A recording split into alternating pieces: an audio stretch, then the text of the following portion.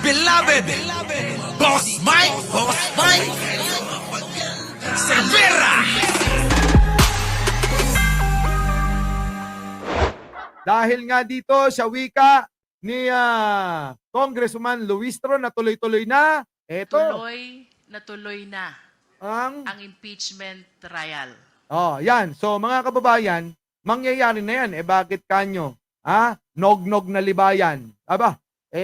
Dinasalan na ho nila yung mga dokumento. Kung hindi ako nagkakamali, ito yung article of impeachment na ibabalik nila sa Senado. Ito mga kababayan, dinasalan na nila. Ayun mga kababayan articles of impeachment, dinasalan. Na yan mga kababayan. Ay, nako, nakakatawa na lang talaga no. Ayun mga kababayan, yan na.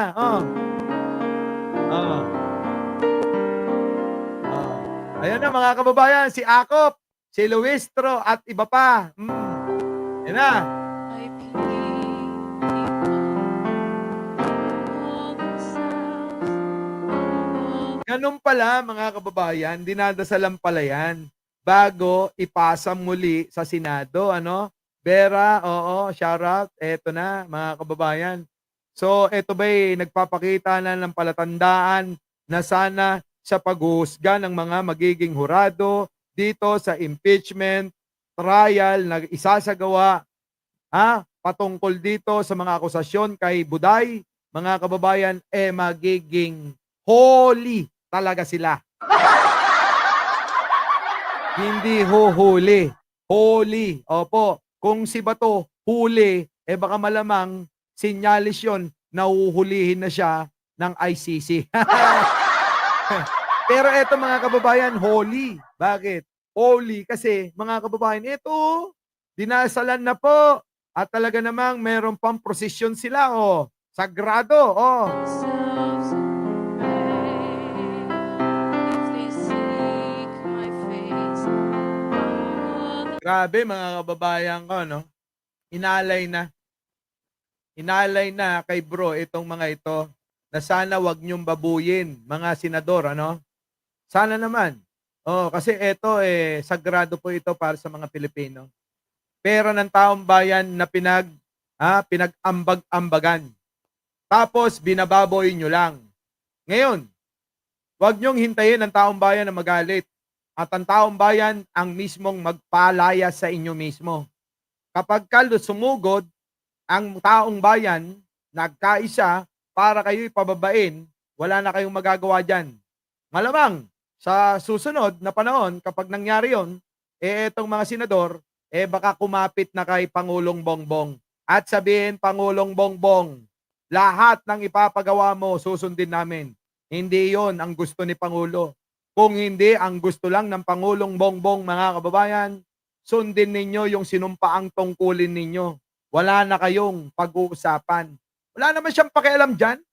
Nga mga kababayan sabi ng ating bubwit, walang pakialam si Pangulong Bongbong.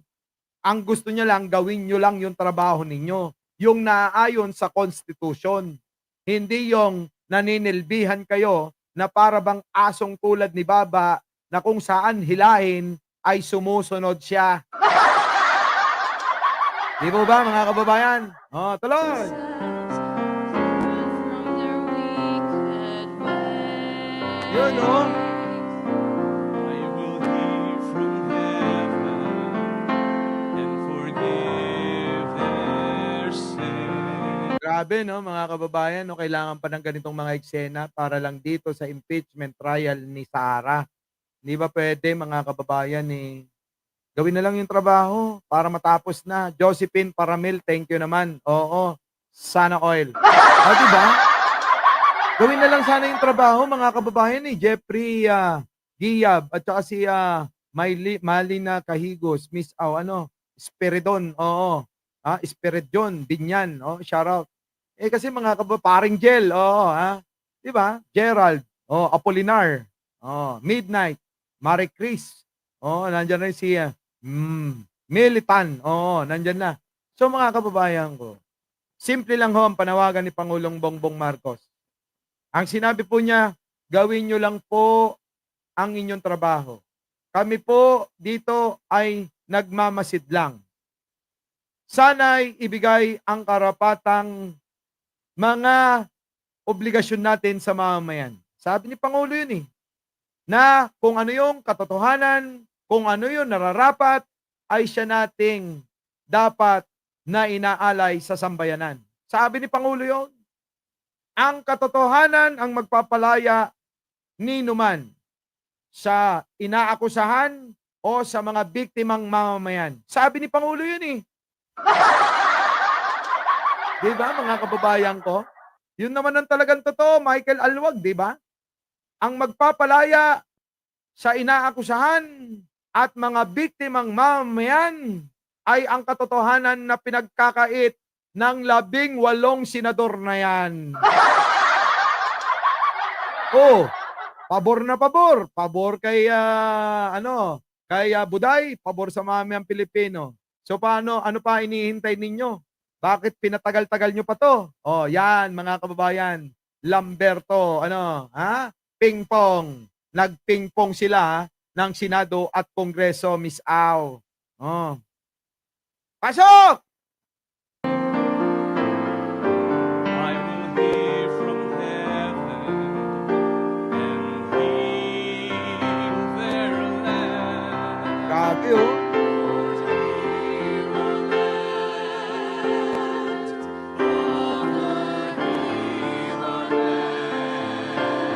Di ba no, mga kababayan, no? Kita nyo, ang hirap intindihin, mga kababayan, kung paano nila ginagawa at kung paano nila isinasagawa. Yung mga bagay na alam naman natin na may mali. Ano bang mahirap unawain sa gusto lang naman malaman ng maraming mga Pilipino ang katotohanan? Di po ba?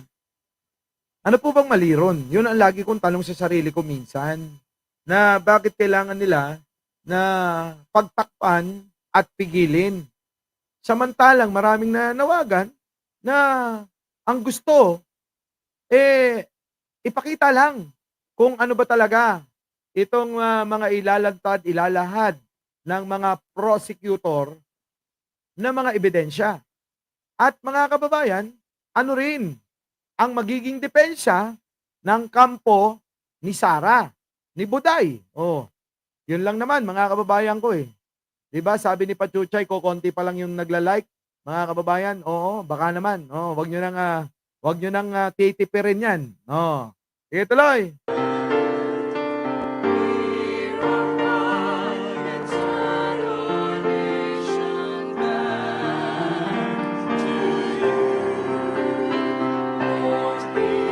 Ayan, nakikita nyo ba kung gaano kakapal itong mga dokumento na itong article of impeachment ni Buday, mga kababayan ko? Yan po yung mga nakapaloob dyan. Yan po yung mga ebidensya dyan na gusto ko pong malaman at maaaring kayo rin. Ganun din. Ano po? Gusto nyo rin malaman? Diba, Alice? Chona? So ngayon, mga kababayan ko, pagkakait pa ba nila ito, Boga? Buying Grace, kayo na bahala dyan, mga kababayan. Roselyn Ramos, Joey Tolentino, kung hindi nyo ito gusto na malaman kung ano ang nilalaman ng sobrang mga kapal na mga dokumento, sobrang kapal na singkapal ng pagmumuka ng mga 18 senador. Isama nyo na si Buday at yung pagmumuka ni Baba. Ano po? Yung bang pagmumuka, Baba na tinubuan ng muka. Oo. Okay. Sige, tuloy. Pasok!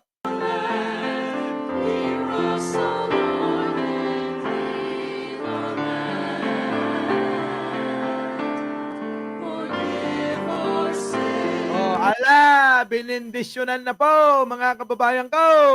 Ayan na, ganyan-ganyan na ng holy water. Sabi mga kababayan, ang lilitisin natin dito ay maligno impacto't demonyo. Kaya kailangan ng holy water. Diligan natin ito. Sapagkat baka mamaya manaig ang mga demonyo. Demonyong gustong pigilan ito. Lord, wag mong hahayaan na manaig ang katotohanan sa kasanungalingan. Wag mong hayaang yung 18 na senador ay eto ang humadlang. Ayos, wag. Nakakatuwa si Father, ano? Ha, mga kababayan, ano? So, eto na, mga kababayan. Oo. Etong mga dokumento. Oo. Ang mga espiritu ng kadiliman, kasamaan, at kademonyuhan ng nasasakdal na yan, sana'y kontrahen ng iyong nabasbasang holy water, banal na tubig.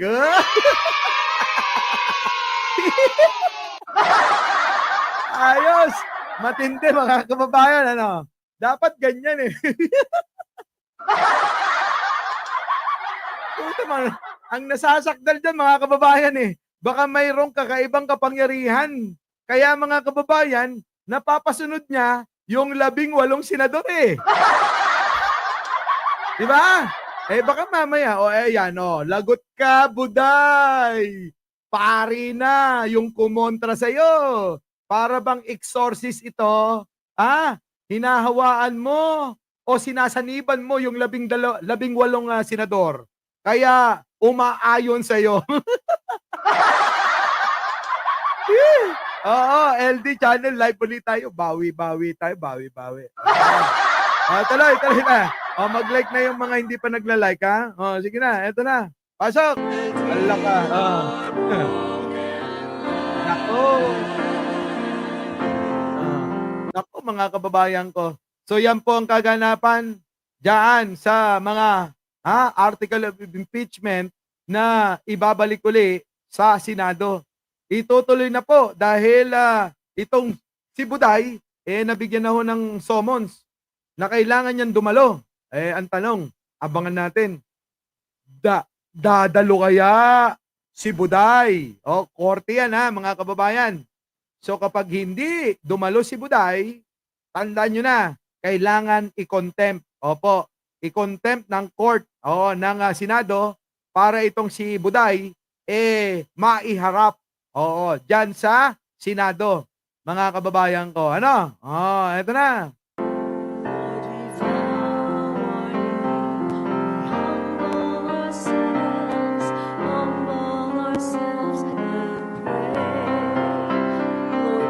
Grabe, no? Kapal-kapal ng mga ebidensya, Ebidensya po yan. Yan po yung sinasabi na ebidensya sa impeachment trial ni Buday. Baka mag-resign dalawa nga, di ba? Nung nakaraang taon pa natin tinatalakay yan. Dalawa lang ang pagpipilian mo, Buday. Mag-resign ka at si Baba na patakbuhin mo. Patakbuhin mo na senador. Ay, na presidente. Oy, Manang Aimee, mukhang ako may naaamoy. Ano po? Manang Aimee, dalawa lang din yan. Kung si Sara ang pagpipilian, mag-resign, o kaya, ma-impeach, mga kababayan, bahala siya dyan. Ngayon, sino magbibenepisyo?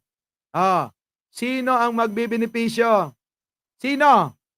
Manang Aimee, tatakbo. Tatakbo silang dalawa. Presidente daw si Sara.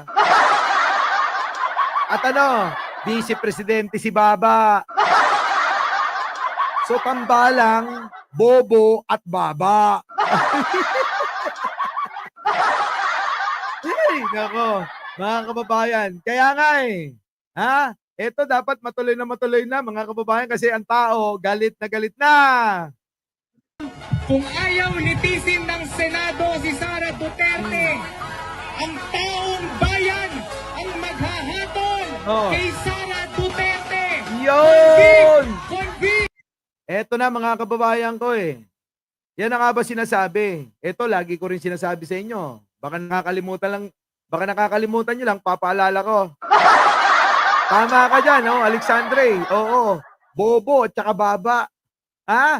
Oh, di ba sabi ko sa inyo, mga kababayan, tayong bayan, tayo, nandito, ang, mga kababayan, isa sa mga hurado. Taong bayan kasama sa magiging hurado, sa gagawing impeachment trial ni Buday. Di ba mga kababayan ko? Yan! Yan. Tuloy! Yan na! Convict Sara now! Sa punto pong ito, kasama natin ang mga kinatawan ng mamamayang Pilipino sa 20th Congress. Yan! Patay! Sino yan? Sino? Sino yung mamayan? Oh, sino yung kinatawan na yan? Nandito po si Representative Antonio Tino ng Teachers Party List, si Representative Rene Go ng Kabataan Party List. Ako, mga kababayan, yung mga aktivista, hindi na natigil sa kanilang kakasigaw, mga kababayan ko. Pero alam nyo, sa panahon ni Pangulong Bongbong, hindi masyado yung ganito.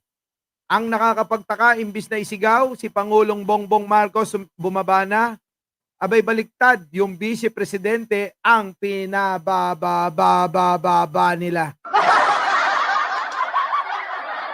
Pababain nyo na rin si Baba. Ano? At si Representative Laila De Lima. Yan. ng ML Party List. Yan. So wala na hong tigil yan mga kababayan. Halos araw-araw na hong ginagawa itong pagtitipon ng mga aktivista, rallyista, at kung ano-ano pang mga grupo, mga kababayan. Nandiyan pa nga na nagjo-join force na itong mga dilawan, pinklawan at loyalista. So mga kababayan, ano ibig sabihin yan?